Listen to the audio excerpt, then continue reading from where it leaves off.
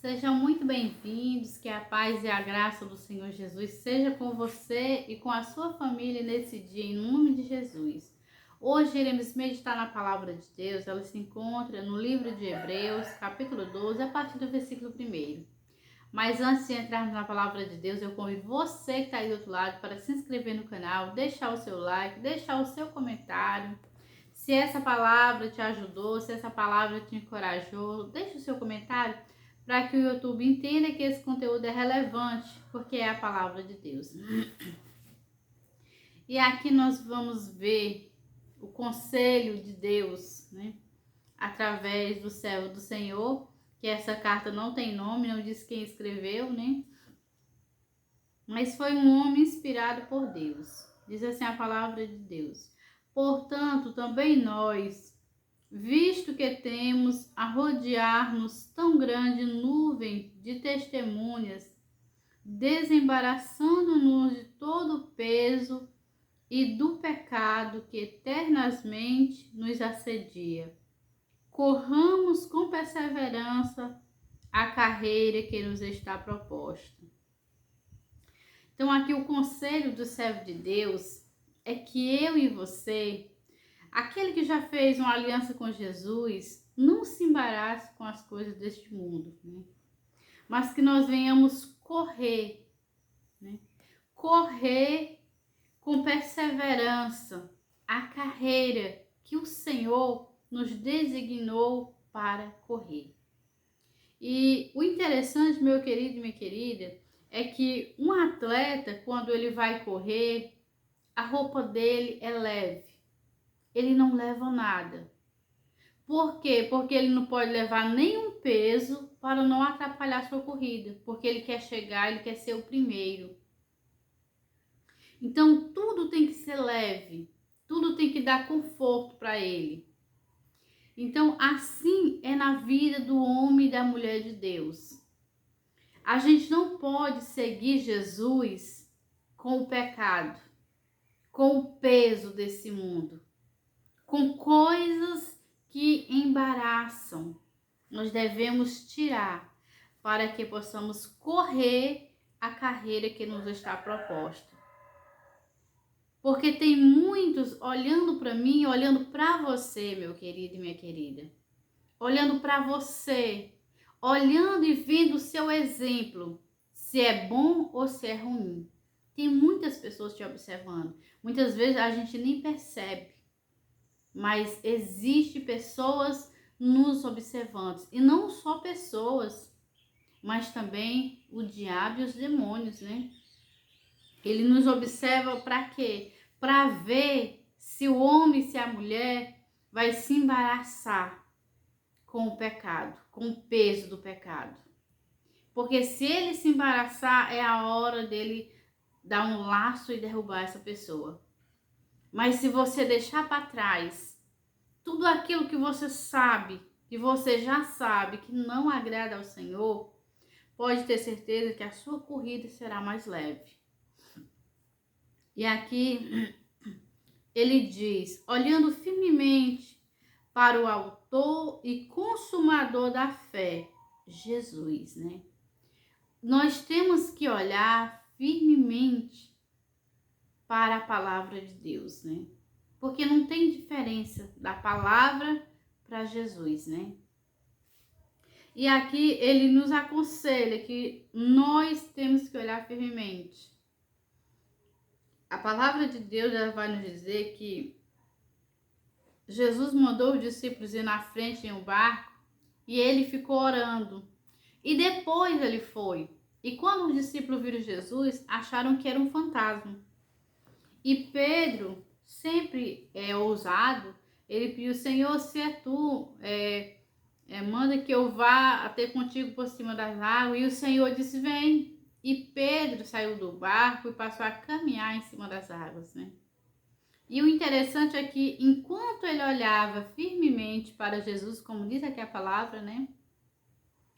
Ele não afundou.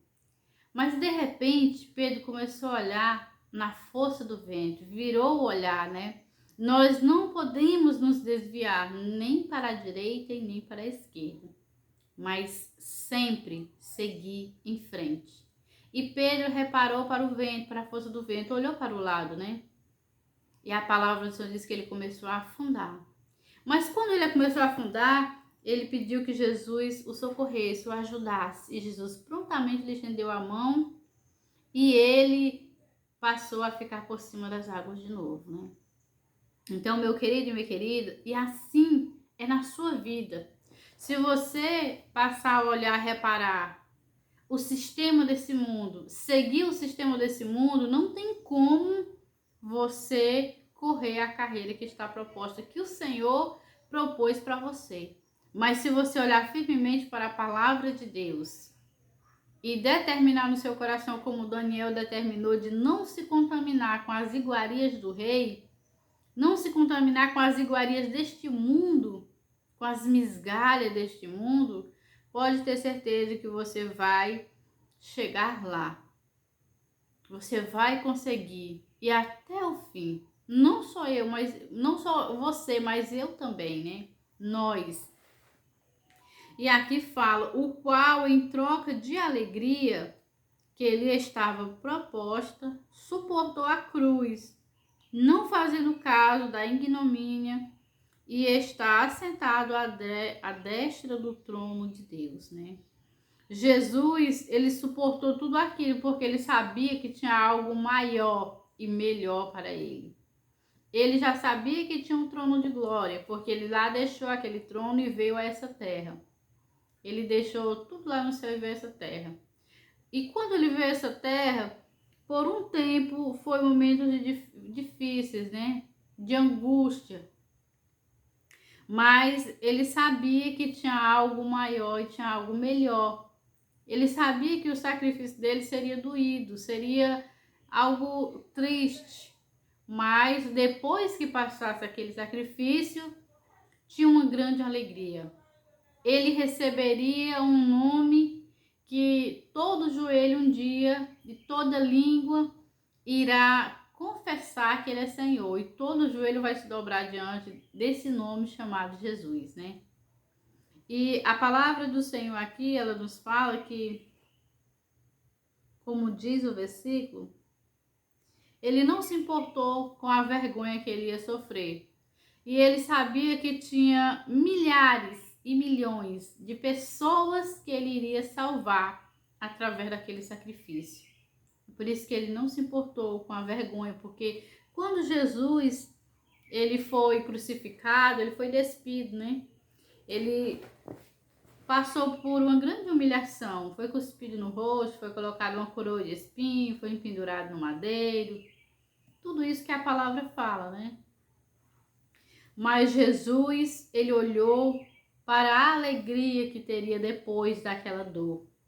Sempre a Bíblia fala que o choro pode durar uma noite, mas a alegria vem pela manhã. Pode ter certeza, meu querido, minha querida, se você hoje, nesse momento, você está chorando, pode ter certeza que depois do choro, depois do luto, depois da tristeza, a alegria virá. É promessa de Deus, né? Só receba essa palavra. É promessa de Deus que depois de uma noite de choro, a alegria virá pela manhã, né? Esse pela manhã fala do futuro, na frente. Primeiro vem a tristeza, mas depois... Primeiro vem a tristeza e o choro, mas depois vem a alegria. E diz mais a palavra do Senhor: considerai, pois, atentamente aquele que suportou tamanha oposição dos pecadores contra si mesmo, para que não vos fatigueis desmaiando em vossa alma. Então, Jesus, o apóstolo aqui que escreveu, o servo de Deus, né? Ele diz: considerai, pois, atentamente aquele que suportou tamanha oposição dos pecadores, né? A multidão se opôs a Jesus, o mundo se opôs a Jesus, mas ele venceu tudo isso. E se eu e você olhar firmemente e correr como o Senhor manda, pode ter certeza que nós também venceremos a oposição do diabo, dos pecadores dessa terra. nós venceremos e no dia que Jesus voltar para vir buscar o seu povo, nós subiremos com ele. Nós daremos um adeus a esse mundo, né? Então, meu querido e minha querida, guarde essa palavra no seu coração, receba ela.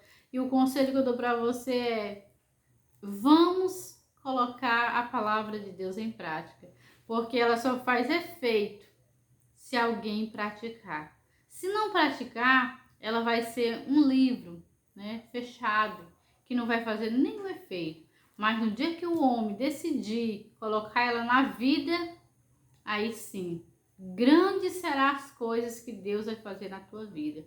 Então fique com essa palavra em nome de Jesus, que o Senhor continue abençoando você em nome de Jesus Cristo.